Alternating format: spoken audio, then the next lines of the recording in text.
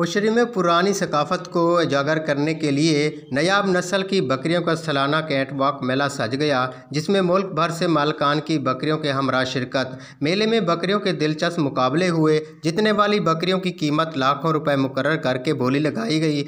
अव्वल आने वाली बकरियों की कीमत 5 लाख, दूसरे नंबर वाली बकरियों की 3 लाख और तीसरे नंबर वाली बकरियों की कीमत 2 लाख मुकर्रर करके बोली लगाई गई। मालकान ने बकरियां फरोख्त करने से साफ साफ इनकार कर दिया। मेले में मुल्क भर से बकरियों के मालकान और शौकीन लुत्फ़अंदोज़ होकर ढोल की थाप पर रक्स करते रहे। जीतने वाली बकरियों और मालकान को पगड़ियाँ पहनाई गई और इनामात दिए गए।